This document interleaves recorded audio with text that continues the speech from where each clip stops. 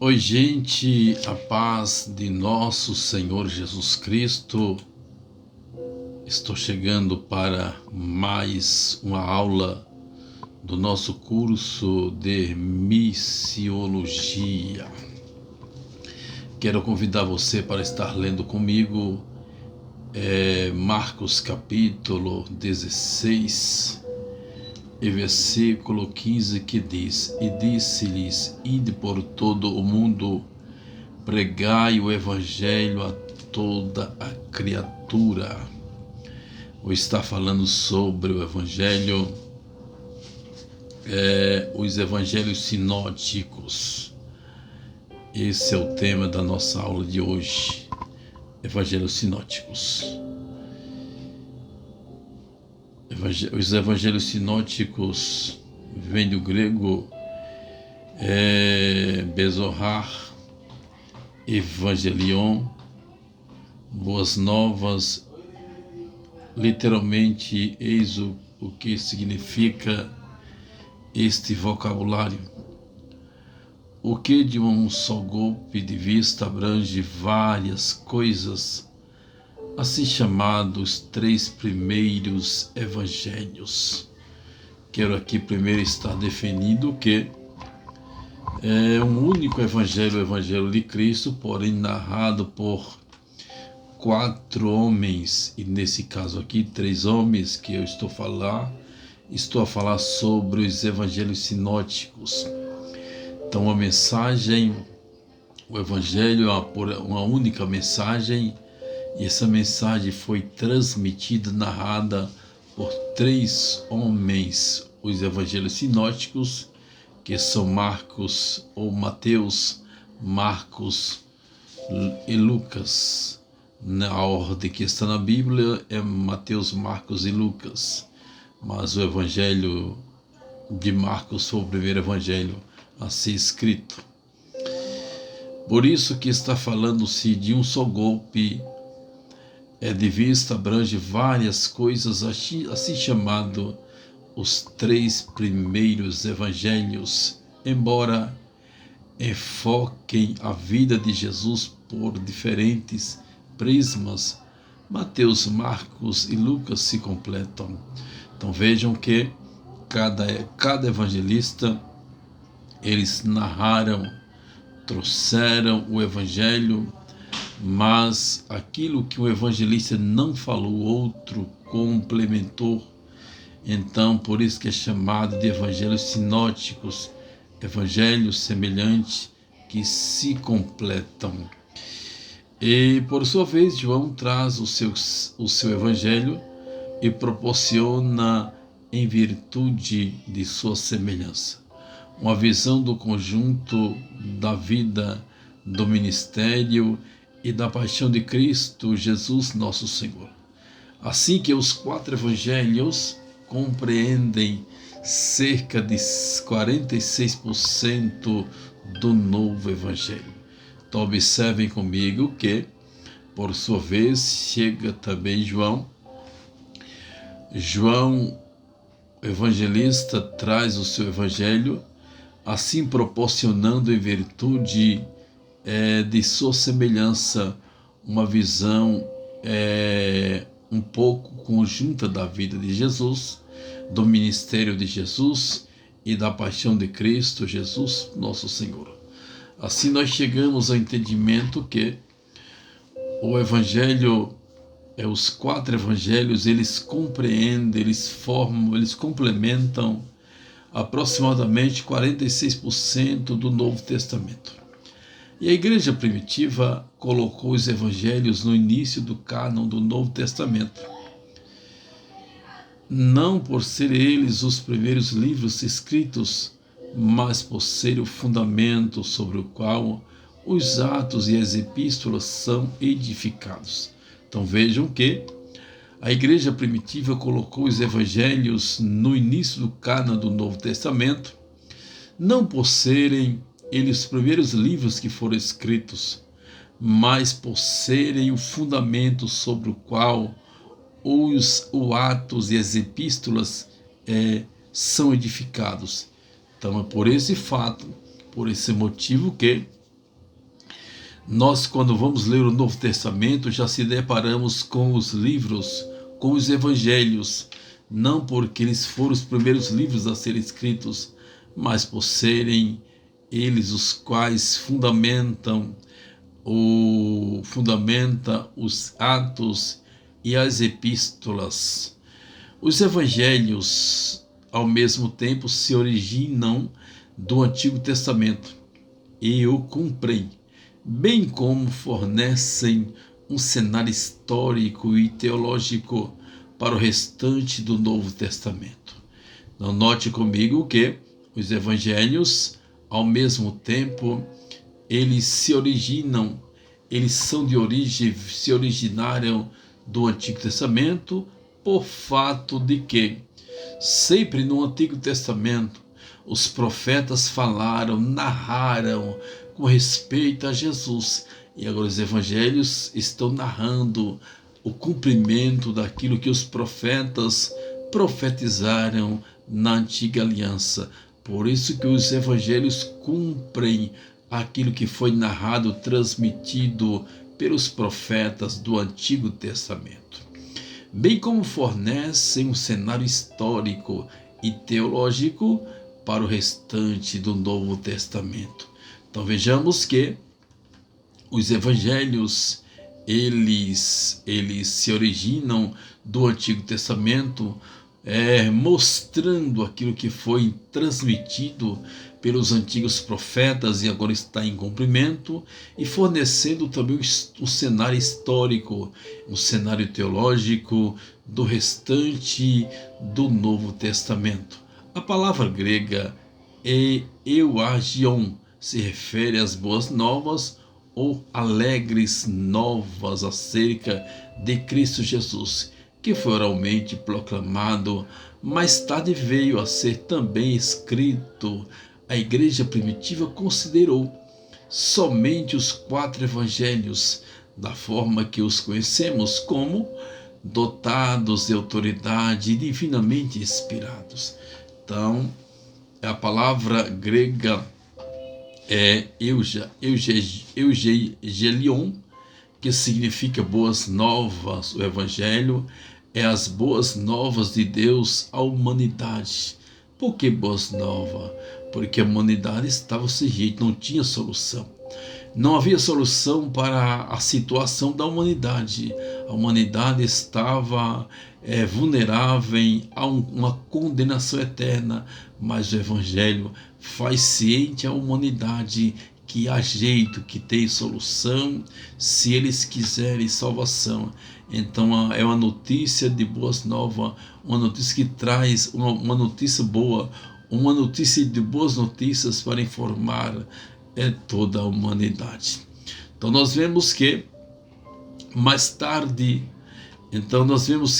essas boas novas começou oralmente a ser transmitida de forma oralmente, proclamada de forma oral, mas mais tarde essa mensagem foi transmitida, ou seja, foi escrita. Aquilo que estava sendo transmitido de forma oralmente, agora é escrita, e a igreja primitiva considerou somente os 4 evangelhos.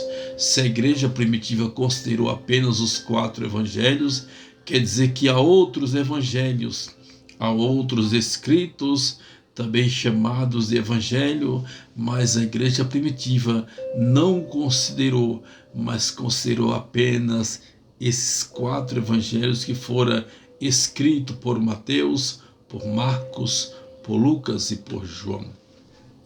Mas lembre que eu estou a falar justamente dos 3 que são os evangelhos sinóticos. Da forma que a igreja primitiva, ela só considerou os 4 evangelhos da forma que nós conhecemos, que está registrados na Bíblia Sagrada. Então esses 4 evangelhos, a igreja primitiva o reconheceu, que são dotados de autoridade divina e que foram inspirados por Deus. Foram distinguidos uns dos outros pela preposição grega kata, segundo, acompanhada pelo nome do escritor. Presente ordem dos 4 evangelhos remonta pelo menos ao final do segundo século, e cria-se ser esta ordem em que eles foram escritos, embora haja quem teorize que os evangelhos foram originalmente escritos em aramaico. Não há evidência real para tal posição. Então, o leitor da Bíblia Sagrada, o estudante da palavra, ele precisa saber que existe essas linhas de interpretação, de afirmação na margem. É preciso nós entender que existe isso, mas quando nos apresenta, nós vamos comparar e não encontramos uma legalidade, uma aprovação que realmente seja aquilo que estou apresentando ser. Onde vemos que presente ordem dos 4 evangelhos remonta pelo menos ao final do segundo século. Então, no segundo século já estava remontada, estava junta os escritos dos evangelhos. Voltando a dizer que não são 4 evangelhos, mas um só evangelho, narrado por 4 homens, 3 que são os sinóticos e o evangelho de João, que não faz parte do grupo dos evangelhos sinóticos. Os habitantes da Palestina eram primeiramente bilíngues, aramaico e grego, e muitos eram trílingües, hebraico e latim. O grego, porém, era o idioma comum de todo o império, e por isso mais adequado veículo para as narrativas do evangelho. A forma literária dos evangelhos não tinha correlativo na literatura helenística, embora eles estejam saturados de material biográfico. Na realidade, são perfis temáticos que omitem quase inteiramente os 30 anos preparatórios para o ministério de Cristo Jesus de forma pública. Observe que a Bíblia ela não nos fornece informação alguma do dia a dia de Jesus. Só lá pelos 15 anos, ou seja, só lá pelos 30 anos que aparecem relatos narrativos concernente a Jesus. Nós observamos que o grego era o idioma do momento, ele é o idioma comum de todo o império, e por isso foi o mais adequado veículo de transmissão, de transmitir as narrativas do evangelho. A forma mais correta literária dos evangelhos não tinham correlativos à literatura helenística. Assim, eles estavam saturados de material biográfico, na realidade, que eram perfis temáticos que omitem quase inteiramente os 30 anos preparatórios. Então, nós não vamos encontrar relato nenhum sobre Jesus só quando ele tinha aproximadamente seus 30 anos. Mesmo esta porção de sua vida se apresenta numa forma alta discrepância do entender das pessoas, com ênfase em sua última semana. Enfim, apenas cerca de 50 dias do ministério de Jesus são focalizados nos evangelhos combinados. Então vejam que, analisem comigo que, mesmo esta porção de sua vida, que for apresentada pelos evangelistas, numa forma alta discrepância no entender das pessoas. Então, mesmo alguns achar que existe discrepância por ser um período tão pouco tampouco dos dias que Jesus ficou na terra. Jesus ficou na terra mais de 30 anos, porque anos anteriores não foi citado, não foi comentado, não foi apresentado nos evangelhos. Mesmo foi comentada apenas no final do seu ministério, mas mesmo assim, dando ênfase a um período tão curto, na última semana de Jesus, apesar desse período curto, ou desse curto período, nós vemos que cerca de 50 dias do ministério de Cristo, nós encontramos toda a focalização, vemos tudo que foi focalizado, registrado pelos evangelistas, cada qual narrando o evangelho, cada qual narrando uma mesma mensagem, cada qual se expressou de uma forma, um complementou o outro, e todos trouxeram um só conteúdo. E quando nós deparamos em estudar o evangelho, vemos que o que Mateus deixou de falar, Marcos falou. O que Marcos não falou, Lucas falou. E por fim, deu-se essa mensagem, chegou ao nosso conhecimento. Os quatro relatos complementares fornecem um retrato composto da pessoa do Salvador. Então os quatro relatos, ou os três relatos, que são os sinóticos, eles são são três relatos sinóticos que são complementares, que eles fornecem-nos um retrato composto da pessoa de Jesus. Apesar de não ser comentado anos anteriores aos 30 anos, mas esse pequeno relato que eles narraram, transmitiram e foi escrito, nos traz um retrato composto da pessoa do Salvador, operando juntos para fornecer profundidade e clareza à nossa compreensão da mais singular figura da história humana de Jesus Cristo como homem. Então nós vemos que os evangelistas dizem que Jesus, ele comia, Jesus dormia, Jesus cansava, Jesus viajava. Então eles narram de uma forma detalhada, trazendo-nos um retrato composto, completo da pessoa do Salvador. Então os três evangelistas sinóticos, eles juntos trabalharam para nos fornecer um assunto com tamanha profundidade, com tamanha clareza, nos trazendo a nossa compreensão, deixando-nos na mais singular figura, deixando-nos entendidos da mais singular figura da história da humanidade, que Jesus também teve a sua humanidade como homem. Neles, Jesus é visto como o divino e homem, o servo soberano, o Deus homem, assim que em cada evangelho tem uma dimensão distintiva a acrescentar, de sorte que o total é maior que a soma das partes.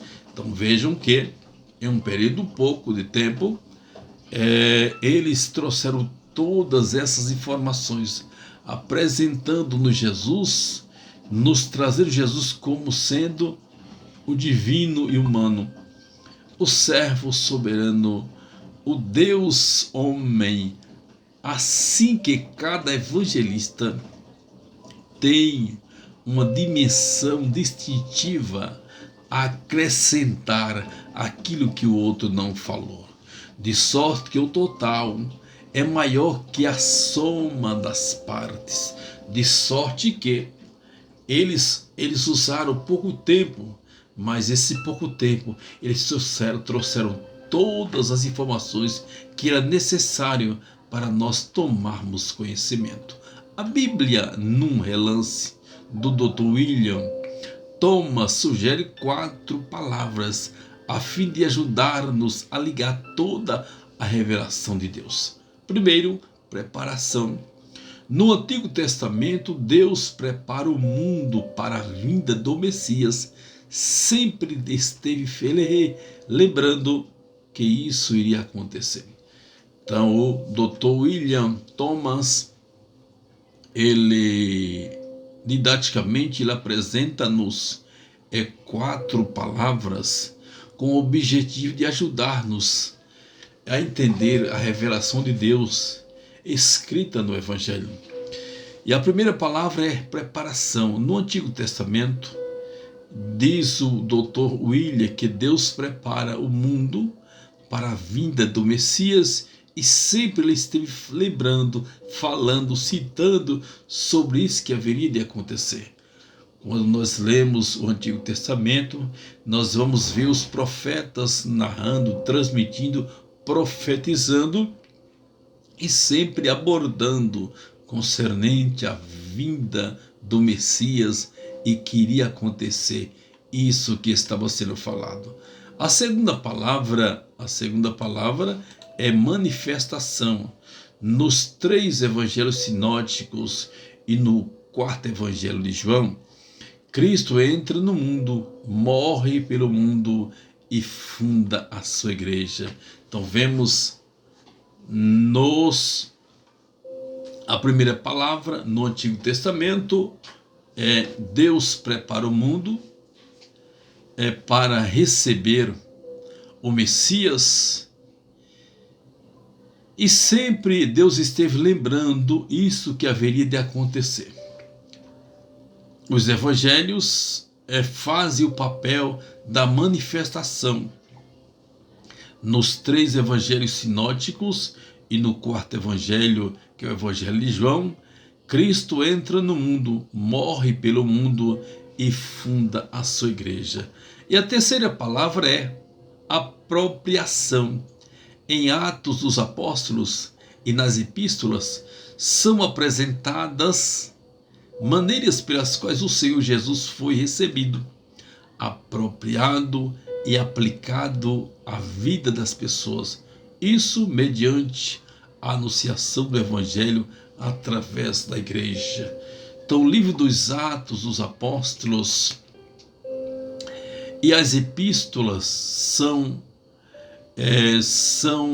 mensagens que apresentam a maneira pelas quais Cristo foi recebido, como Cristo foi aceito por aqueles que queriam ouvir sua palavra. E os Atos dos Apóstolos apresenta-nos também de forma apropriada como Jesus foi recebido, apropriado e como fora aplicado a vida de Cristo às pessoas que receberam o Evangelho, isso mediante a toda a anunciação do Evangelho através da igreja. E a última palavra é consumação. Consumação, enquanto que o Apocalipse encontramos a revelação do resultado do plano perfeito de Deus, mediante nossa dedicação para compreender o que é o Evangelho. Fica perceptível que as boas novas a respeito de Jesus Cristo, o Filho de Deus, que são a nós apresentadas por 4 autores. Então a última palavra é consumação. Enquanto que Deus, por meio no Antigo Testamento, Deus esteve apresentando ou preparando o mundo para receber o Messias, e esteve lembrando que o Messias viria, que o povo estivesse lembrado que isso haveria de acontecer. Os evangelhos são a manifestação em que Cristo entra no mundo, morre pelo mundo e funda a sua igreja, e a igreja fica fazendo o trabalho de anunciação. E o livro dos Atos, ele narra-nos, o livro dos Atos e as epístolas, eles nos apresentam as maneiras pelas quais Cristo foi aceito pelas grandes multidões e a igreja anunciando, ganhando almas para o reino de Deus. Nós chegamos à última palavra, que é consumação, que no Apocalipse encontramos a revelação do resultado do plano perfeito de Deus. Como no Gênesis, é o livro do começo, que apresentava, preparava o mundo para receber o Messias. Os evangelhos manifesta Cristo entrando no mundo, morrendo pelo mundo e fundando a sua igreja. Já o livro dos Atos e as epístolas apresenta as maneiras que Cristo usou para se apresentar às multidões, de que forma as multidões se apropriaram da sua palavra, da sua ministração. E mediante isso fora por meio da anunciação do evangelho que a igreja usou a prática do evangelho anunciando. E no Apocalipse nós encontramos o fechamento, o resultado do plano perfeito de Deus. Aquilo que Deus prometera lá no Antigo Testamento, já começando no Gênesis, lá no Apocalipse nós vamos ver o fechamento que o plano de Deus fora perfeito e realmente aconteceu conforme ele revelou. Mediante nossa dedicação para compreender o que o Evangelho, fica perceptível que as boas novas a respeito de Jesus Cristo, o Filho de Deus, que são a nós apresentadas por 4 autores. Então vemos que no fechamento, na consumação, na conclusão, o Apocalipse fala sobre isso, que o plano de Deus foi perfeito. E mediante a dedicação daqueles que se renderem para compreender o que é o Evangelho, vai ficar perceptível a todos que o Evangelho é a boas novas de salvação, que fala a respeito daquilo que Deus prometeu no Antigo Testamento, que enviaria o Messias, daquilo que os evangelistas falaram, que ele entrou no mundo, morreu pelo mundo e fundou a sua igreja. E o Apocalipse apresenta o Filho de Deus, que a nós foi apresentado por 4 autores, sendo 3 sinóticos e o último evangelho, que é o evangelho de João. Não são 4 evangelhos, mas são um evangelho transmitido por 4 homens. Entenda isso. Mateus, Marcos, Lucas e João, embora exista um só evangelho, a bela história da salvação oferecida por Jesus Cristo, nosso Senhor, foi narrada por 4 homens reconhecidos como evangelistas. Então vejam que, mesmo que foram 4 homens transmissores, pregadores, anunciadores de um evangelho, embora seja 4 homens, existe um só evangelho. Essa bela história de salvação dos pecadores foi oferecida por Deus. Vejam que no Antigo Testamento muitos profetas falaram com respeito ao Messias, mas eles foram muitos falando de um só Messias, assim como também 4 evangelistas, são 4, mas falando, transmitindo um só evangelho. Esses 4 homens foram reconhecidos como sendo evangelistas. A palavra evangelho nunca é usada no Novo Testamento para referir-se a um livro. Significa sempre as boas novas. Então, todavia que nós falamos do evangelho, é preciso entender e quem falar, explicar que o Evangelho não é unicamente o que Mateus escreveu. O Evangelho não é unicamente o que Marcos escreveu, nem o que Lucas escreveu, nem o que João escreveu. O Evangelho significa sempre as boas novas, mas transmitida e escrita por 4 evangelistas. Quando, por exemplo, falamos do Evangelho de Lucas, devemos compreender que se trata das boas novas de Cristo Jesus, conforme foram registradas por Lucas.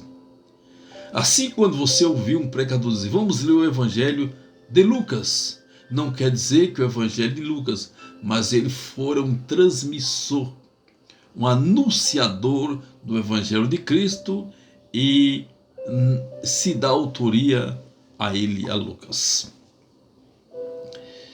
Assim como os demais evangelistas que narram e por terem narrado foi denominado de Evangelho de Jesus Cristo, segundo o evangelista tal. Entretanto, desde os tempos antigos, o termo evangelho tem sido usado com referência a cada uma das 4 narrativas da vida de Cristo. Originalmente, essas boas novas eram transmitidas pela palavra falada. Então vejam que assim como os demais evangelistas, quando nós vamos ler o Evangelho de Jesus conforme escreveu Marcos, então significa dizer que é o Evangelho de Cristo.